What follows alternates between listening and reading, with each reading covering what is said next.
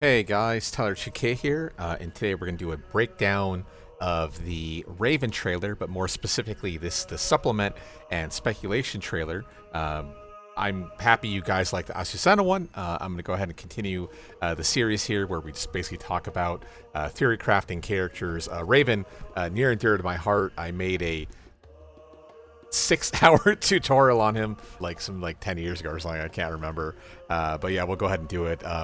As usual, everything shown can change by final release date. Please keep that in mind.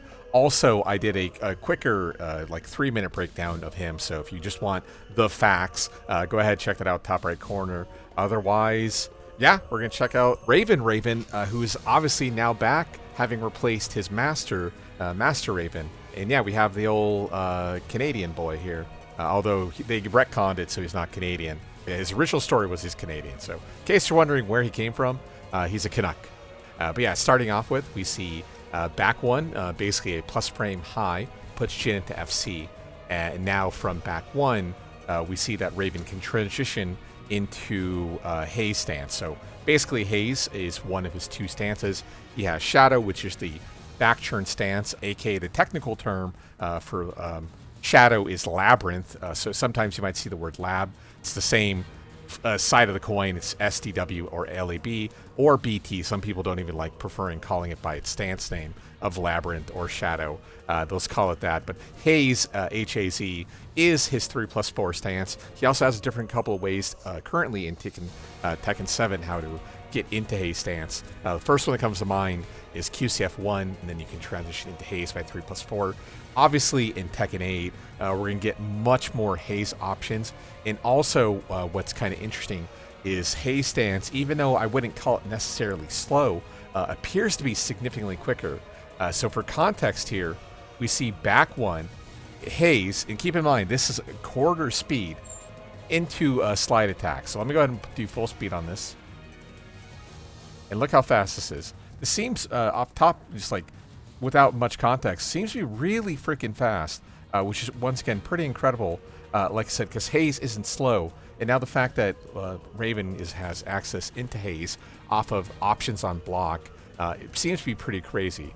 I talked about it in the short video, but we see that the purple kind of fire here, I don't necessarily want to call it, signifies the Haze. It seems to be just cosmetic, but it's something of note. The addition of fire kind of helps hide just his look, so maybe you can kind of throw people off. We'll see it later with the Shadow Clone Jutsu and whatnot. But yeah, it's very, very different.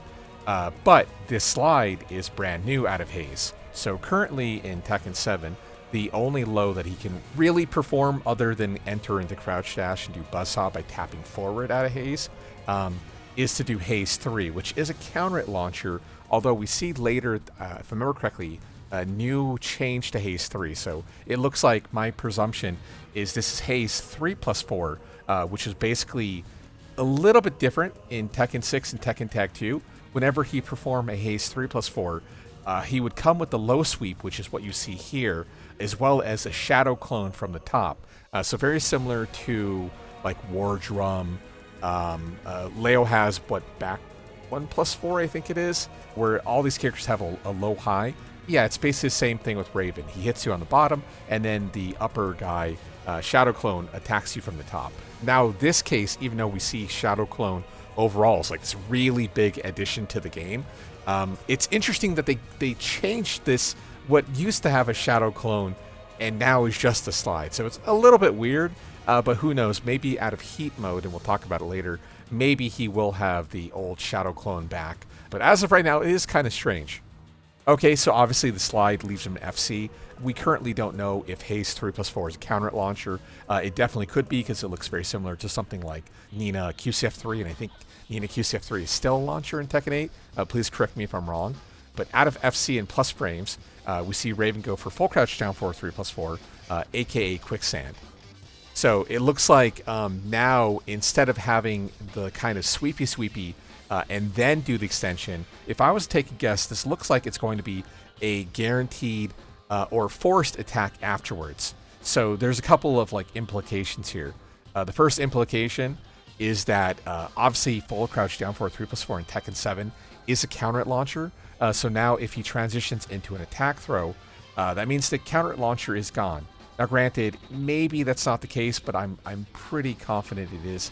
The second part here is that that also would presume that Full Crouch 3+4 no longer has an extension. In Tekken 6, Tekken Tag 2, the extension on Quicksand was a high. In Tekken 7, it's a mid. So that means most likely on Whiff, this would be a significantly worse option, even though the follow-up hit was typically really, really bad. But now this is going to be a whiffed attack into a non-counter hit launcher attack throw instead, which might spice things up. But overall, I think this is definitely indicative of like the Tekken 8 kind of mechanic balance that Namco has done by making things essentially not have counter hit properties and or launching properties anymore, except for very couple attacks specifically. So I think this is a conscious decision, but at the same time, I mean, it's cool because you get the shadow clone going on. Okay, so I believe here after the quicksand attack throw, Raven does not have to transition into haze. It's possible maybe he's forced to.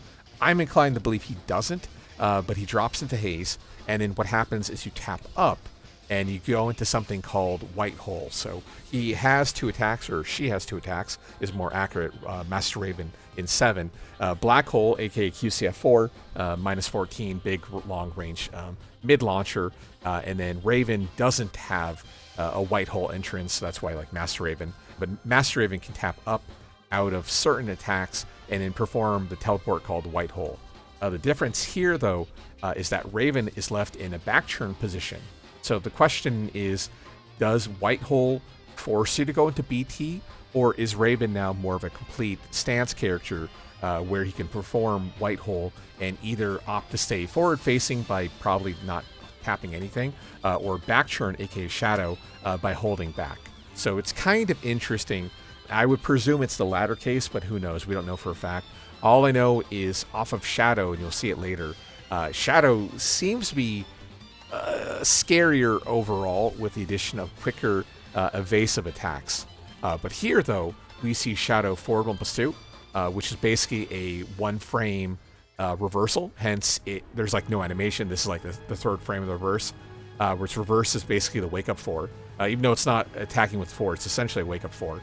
Depending on what character, how your opponent wakes up, like technically they don't always kick with the same leg. Like for instance, if you do like down 3, he kicks with his right leg still, like little shit like that. But it is a wake up 4. So we see the mid reversal. This reversal works on kicks, punches, mids and highs, just does not reverse lows. Speaking of which, I'll talk about it later, but I'm inclined to believe the back 1+3 or back 2+4 teleport is gone. And like I said, we'll get to that in a little bit, which might kind of spice things up. And like I said, I'll talk about it later. Okay, so basically a canned attack throw. Usually you go for up forward 3, and the way to escape the up forward 3 on defense is with a side roll right. So Jin has to tap 1 and then hold down to escape it, in case you're wondering how to escape the follow-up hit. Okay, so we see CDS4 getting blocked. Raven does a wall stand 3. And then I said in the video that it automatically transitions into this 2 spin option. But on hindsight, there's really no evidence that Raven is forced to do wall stand 3 into 2. Like it's a canned animation, for instance, on natural hit. In hindsight, I don't think it is. This is probably wall stand 3-2. As usual, we don't have any information, but like I said, I do regret saying that it was wall stand 3 into a 2 canned attack throw. I think this actually is wall stand 3-2, simply because we'll see a lot of this Shoryuken style uppercut later on. One thing of note is after he performs the Shoryuken, he actually performs White Hole. I believe the White Hole here is canned, which then leads me to wonder that usually these Shoryukens are like Mondo negative and whatnot. This seems to be like the common spin system, tornado spin, because people kind of get anal about that in Tekken 8. So this likely would normally be in the ballpark of like -13 to -14. But the fact that Raven transitions into White Hole makes me kind of wonder. So does that mean Raven is still -13 or -14? Or does this mean like Raven can get jabbed out of the air? For instance, like if you do pendulum kick down forward 4-4-3, certain characters can option select both the second hit as well as the third hit. But if you read the follow-up, the third hit, you can just like challenge them out of the air. But if this is a canned animation where the Shoryuken always goes into white hole, maybe it's possible that all the characters can effectively launch him. Now, granted, the scaling's going to suck, right? Because you're hitting him out of there. But that doesn't necessarily mean that it's unusable or whatnot, but it might kind of make things different. With that being said, it's very likely that Raven still recovers quick enough to get hit on the ground. Once again, this is purely speculation. I don't have the inside track. But like I said, white hole, if you read it, you technically can challenge it, which makes me worry about Raven here. Okay, so we see presumably down forward 1-4. I don't believe there's any sort of stance transition in this position. This is just, again, an actual string attack down forward 1-4, obviously ending with Haze 4. One thing of note is that even though Haze 4 is essentially safe on block, the closer you are against Haze, the worse the frame data is for Raven. So at tip range, Haze 4 might be safer and or able to use like a frame trap or whatnot. But at this range, it might be effectively punishable. So same thing, we don't know. This is, again, presuming this is like the standard Haze 4 data. But who knows? Maybe Raven is stuck in back turn. Maybe his clone eats the hit. It could be a couple different things here. Obviously, the clone is the one performing like the ground bound here, causing the floor break. But we just simply don't know enough. Typically, there is at least some inherent risk for going for a mid-mid 13 frame string. Now, granted, with Raven, down forward 1 hits on I-14, so it's not quite analogous. But yeah, using a character like Noctis, for example, down forward 1 plus 2, minus 13. So same thing. It's probably at least 13, but we'll see what happens here. Okay, one other note about this stage. So this stage appears to be like a manifestation of the Devil Gene, or maybe the internal turmoil within Jin. So Jin, currently, it appears that Devil Jin might be gone out of the game. But, cough, cough. But, yeah, this is possibly like the Devil Gene inside of him trying to still escape. We don't know story-wise what has happened to the Devil Gene or to Devil Jin. But we know that it seems that Jin has a command over Devil Jin / the Devil Gene, and is able to do a lot of crazy shit. So again, maybe this is an internal struggle. And I mention that because we basically have the Tekken 5 like Nirvana stage, or it's not called Nirvana on Tekken 5.0. It's not Nirvana. I'll put a picture here, and then Nirvana is like the really beautiful version of it. And then obviously in Tekken 7 there is a kind of a similar situation with like the Kuma variation on the stage. But this is like a nightmare version of the stage, and I think later on the June portion will be what I call heaven. So this is hell, and that will be heaven. I don't know any insider information. This is pure speculation. Don't sue me, Namco, if I got it right. So I mention that because as the ground breaks here, we see the ground transitions into feathers, and more importantly, these are the Devil Gene feathers. Also, we see that iconic kind of DNA / chain motif that we see in the trailers, signifying like the DNA of Devil Jin locked away inside of Jin. The Devil Gene locked inside of Jin. So you always see it in the intro, the outro, blah, blah, blah. But these devils, we break hell in transition now into like Ghost of Jin past, where clearly this is the throne room from Tekken 6. So evil to good, and then we get the evil to good again. So it's kind of weird how we kind of go full circle here. Okay, yeah, so QCF3 now has a canned animation. Quite a few characters actually have airborne attack throws. So this is not super unique anymore. This would be more impressive if, once again, a lot of characters didn't have airborne attack throws. Like a weird one that comes to mind immediately is like Leroy. It's like, did Leroy really need an attack throw? I don't know. Now, granted, Raven has had QCF3 into attack throw for a while now, but over time it's gone through a lot of iterations. At first, it was unsafe on block, and then in Tekken Tag 2, it was a 5 launcher, but made safe on block, and now here we are in Tekken 7, where against an airborne opponent, you can have it do the attack throw, but they got rid of the launching properties itself. Okay, so I believe, because of how like deliberate this animation is on Namco's part, I believe that this move will be running 3. So we see later out of heat mode, he has like an extension out of running 3 with the shadow clone, but as of right now, running 3 leaves him in shadow and plus frames. So Jin tries to rebut, gets interrupted while going for a down forward 1, and that's probably be a hint. And I'll do the frame data on the screen because I don't know how fast Shadow 4 this move is. So I'll put it on the screen. So Shadow 4-1, which is now a high extension to the attack. And then obviously transitions to Haze. And now we see like a Tekken 7 style 50-50 with Haze 1, which looks identical to his old up forward 1. And also for context, up forward 1 in Tekken Tag 2 allowed him to transition into Doppelganger, where he can teleport. So he can either Doppelganger and appear on the left side, or he can do up forward 1 and then hold forward, and then go to the right side.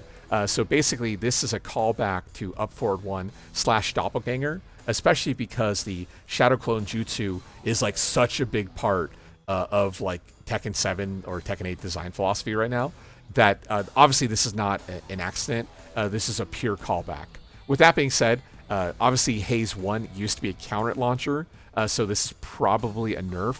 Also, up forward 1 is a high attack, so very similar to the Harrier 1 with Katarina. We get this follow-up attack, but we don't actually get like a launcher, although Katarina Harrier 1 does a ton of damage. In Season 4, it got buffed way too far. But in this position, Haze 1 just does the shadow teleport. If I was to take a guess, it doesn't do like the Haze 4 Doppelganger on block. This is probably on hit only. So nice little free attempt for Raven. Okay, I talked about this. This was a major buff. Down forward 2 hitting on I-15. On also down forward 2 launching crouching opponents, which is a major buff. So Raven got the Leo treatment with this move here. Also, we see the extension with down forward 2-3. Obviously, this no longer causes a spin, which it does in Tekken 7. So that's a nice change. But I still also want to talk about how in Tekken 7, and actually every Tekken game prior to at least Tekken 8, Raven did have a down forward 4. And down forward 4 is I-15 and not I-16 like down forward 2 is. But down forward 4 only launches crouching opponents. Also, interestingly enough, down forward 4 is launch punishable on block. So if by some remote chance you read down forward 4, it's launch punishable. Then going back to what I talked about earlier, down forward 4-4 is launch punishable. And then down forward 4-4-3 is launch punishable. But yeah, the conversation for a different day there. But yeah, down forward 4 was launch punished, but it only launched crouchers. So that makes me wonder, is down forward 4 still going to be in the game? Or will that be a completely different input now that down forward 2 does everything down forward 4 does? Arguably even better, right? So who knows? I don't know. Okay, so down forward 2-3 into the brand new back to 4-2. Notice how back to forward 2 gives us the Shoryuken launcher. In Tekken 7, back to forward 2 is a high extension. And typically what happens is if the opponent techs or ducks at certain ranges, you'll actually teleport or jump right over the opponent. But this is very clearly like, okay, either I launch you or you launch me. So this very like Tekken 8 design philosophy. But once again, we see the Shoryuken lead to White Hole, where he performs a down back 2-1. I believe this is a 1. So yeah, he does a little 1 attack clothesline teleport attack. Interestingly enough, clotheslines are typically highs. So it's weird that they're giving Raven a 13 frame mid, high. Also, simply because, and again, you need kind of context to the speed of this attack here. But the extension hit is actually pretty fast. So we see down like 2-1 or 2-1, 13, 2-1, and then clothesline. It hits very, very fast. So again, yeah, will this maybe be a counter hit launcher on the high hit? If you get to the opponent's back and you don't get like the Raven Infinite top right corner regarding the Raven Infinite, does that mean they can duck out of the third hit? Is the third hit guaranteed? A ton of what ifs.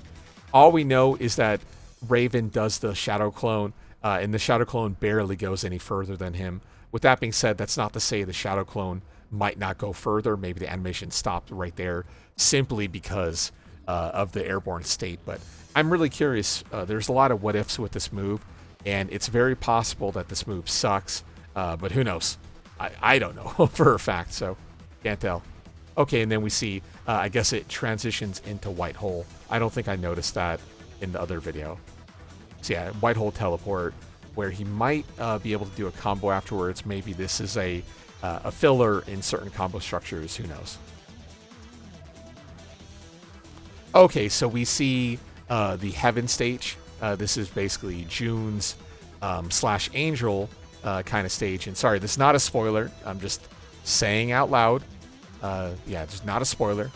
Basically, June has an evil side with Unknown, although Tekken 1 slash Tekken Tag 2 is not canon, but she's had the evil side there. So this is the Heaven side. So while we had the Hell Torment of Jin and Devil Jin, this is the Heaven side. And more importantly, because this is essentially a memory or Heaven, we have Spirit June in the background, and that's probably not the best way to see it. But these are partially of June's and Kazuya's memories. So this is probably internal to June. But basically we have June in the background, and later on we will have Kazuya sitting on log, and I believe, if I remember correctly, this is a reference to T2.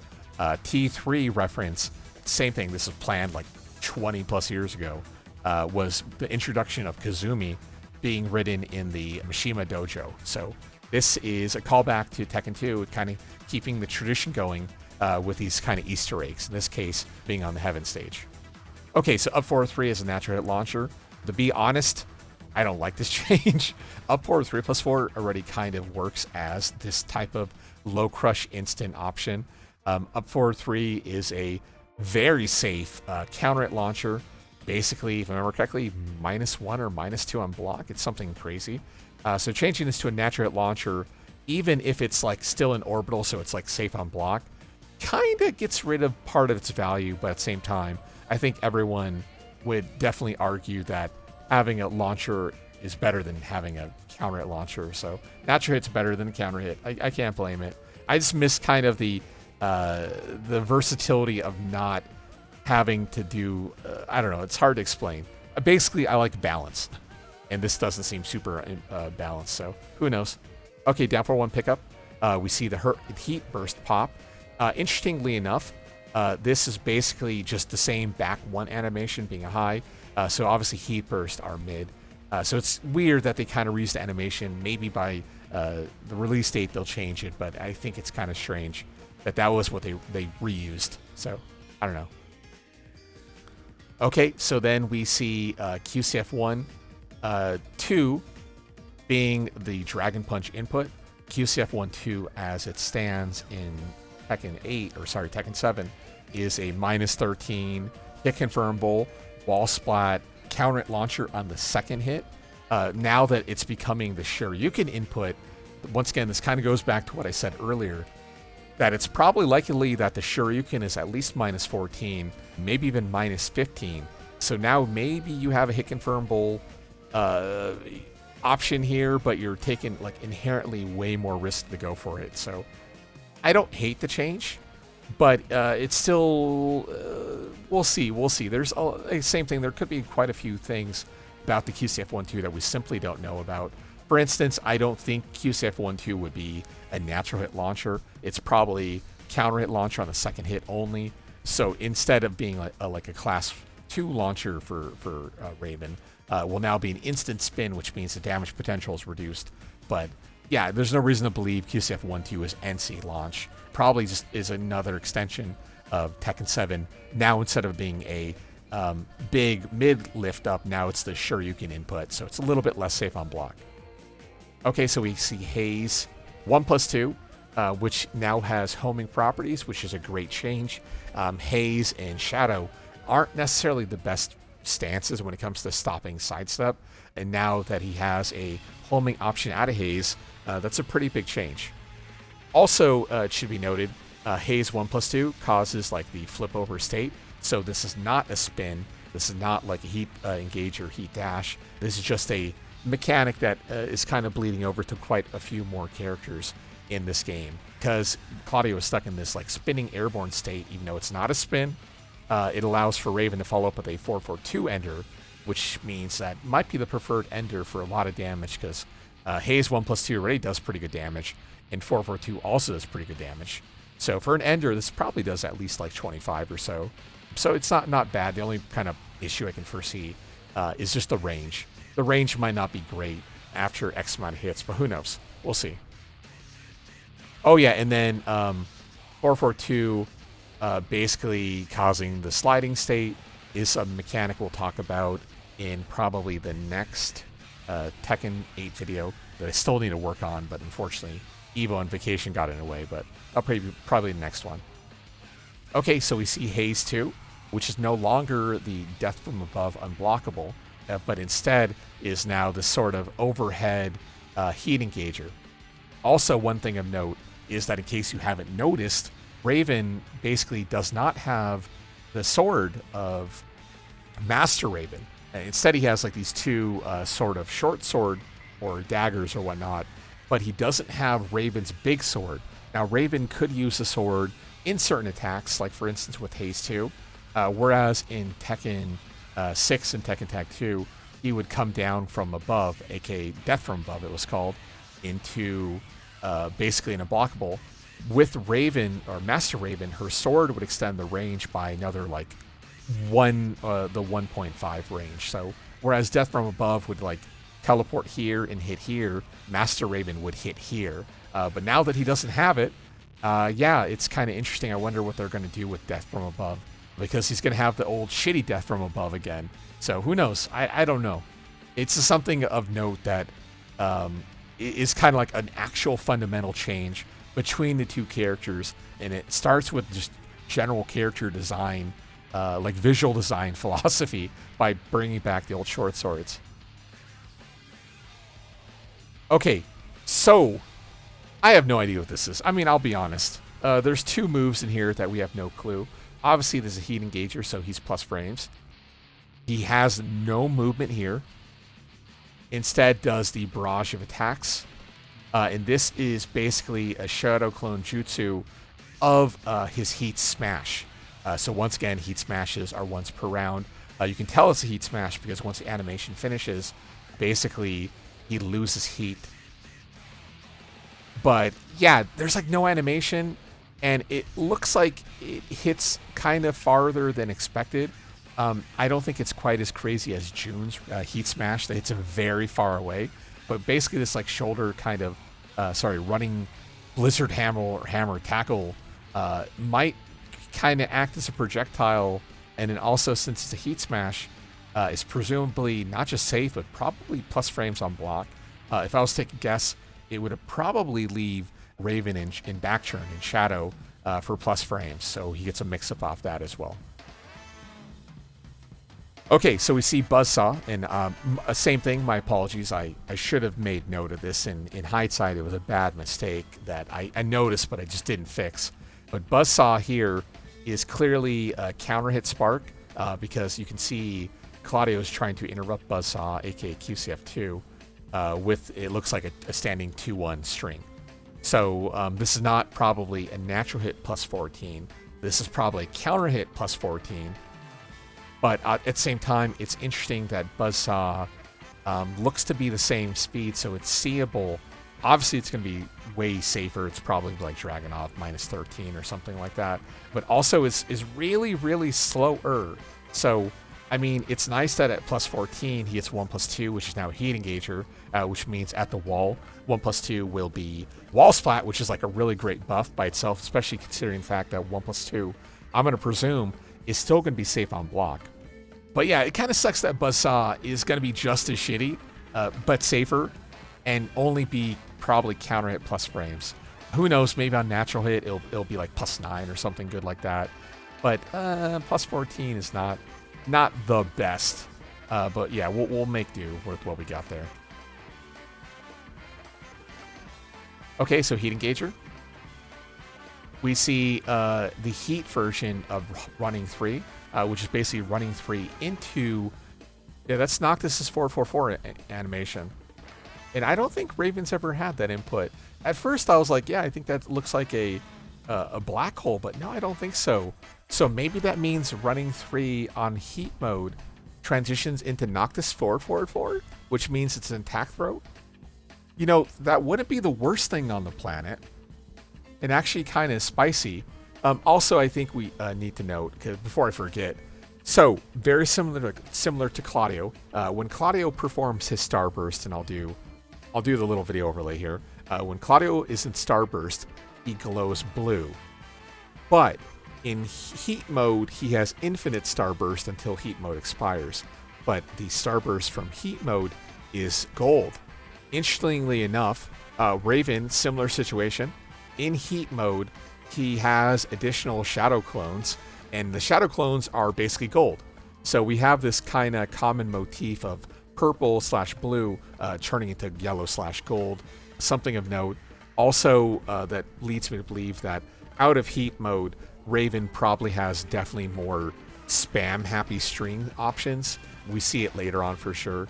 And then maybe beyond just trying to confuse the opponent, he actually just does a flurry of attacks. And keep in mind, as signified by the red flames on Claudio, because he's in heat, everything is doing chip damage. So he not only is he summoning like 3 shadow clones or whatever and is safe on block, he's doing chip damage to you the entire time. So we'll see. Okay, so Shadow 2-2. Shadow 2-2 already can opt to leave in forward facing or back turn. Same thing, you either do 2-2 neutral or 2-2 back. But here in heat mode, Shadow 2-2 actually has the flurry of attacks. So here we have a safe option. And again, we're doing a bunch of chip damage into White Hole. Now, Claudio tries to do down 4 tutor, but so if we mash out here at negative, we get hit. But we do the slow motion.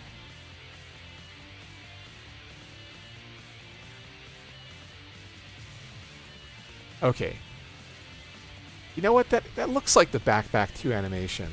But so this is my thinking, going back to what I was talking about earlier. So we're not recovered. Now we're recovered. So 1, 2. So that's the back 2 animation, but Raven doesn't actually do a back input. So I don't think you can buffer back 2 either, come to think of it.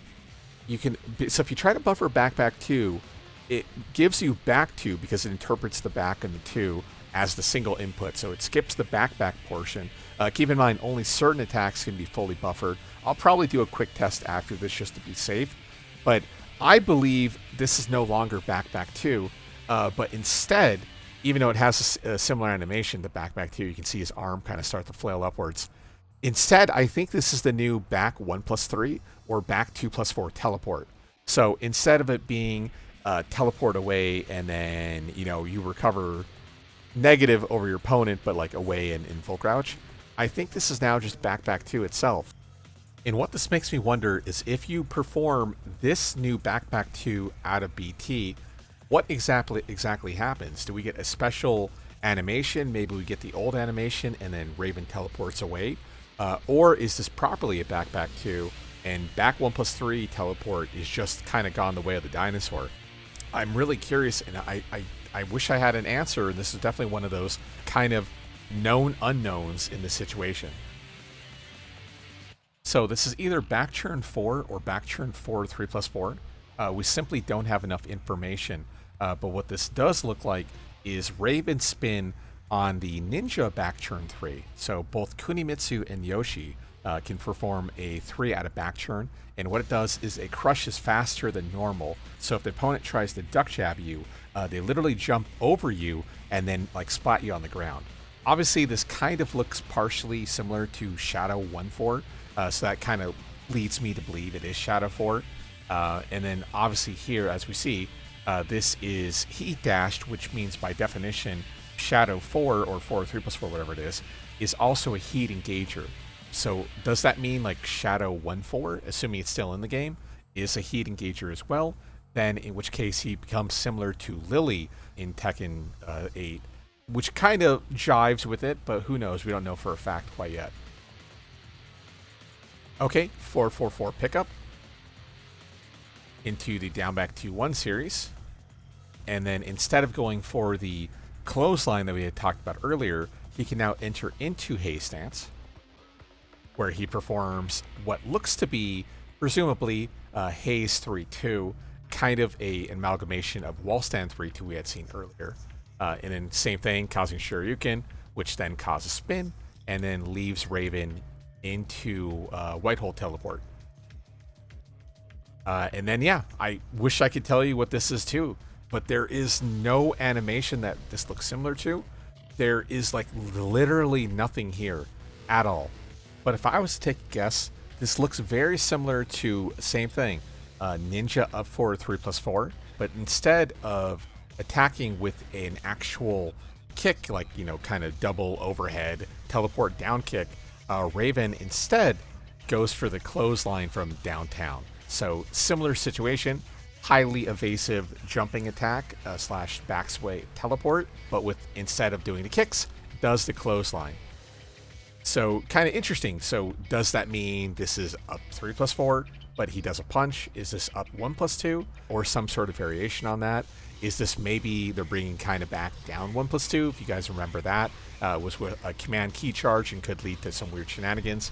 A lot of what ifs. As I mentioned, looks very similar to Akuma running 1, basically the same animation, but yeah, we simply don't know enough, and we don't have anything that's close to this before on either both normal Raven or Master Raven. Yeah, chalk this up to the third or fourth known unknown, because yeah, it looks crazy and we've never seen anything like this before for Raven.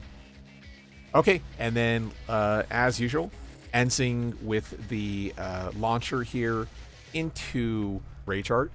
Here, this is Sudden Strike, which isn't causing a spin state, is causing the knockdown state, which then presumes that Raven can do a follow-up combo there with spin and whatnot.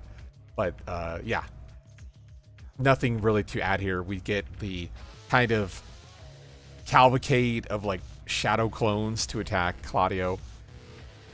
And while it does look really cool, it might not really have, like, compete with Yoshimitsu's Rage Art, who might actually have the most stylish. So for about a week there, 2 weeks there, it was like, oh, Raven Rage Art was like the coolest one, arguably.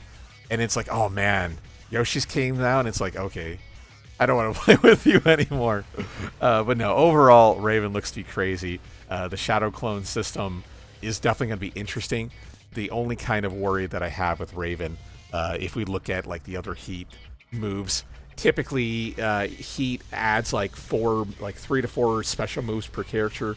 I want Raven to be like 8 moves extra that he has, because what's the point of playing an advanced or tricky character if you're just limited to like 2 extra attacks, right? Like, where's the fun in that? So I hope at the bare minimum Raven gets like, I want to see at least 6 changes. We've seen definitely 4 changes, I think, in this video, but I still want to see at least 4 more, 2 more. Bare minimum, also maybe 4 more, maybe 5, 6 more. They're Namco, that'd be pretty cool, but I don't know. As usual, comments, questions, concerns, hit me up. YouTube, Reddit, Twitch, Twitter. Nothing else much to announce. I'm probably not going to release this until next week, but yeah. If you want to say anything, please let me know, and I will oblige. Okay, that'll do it for me. I hope you guys have a great night. Later all.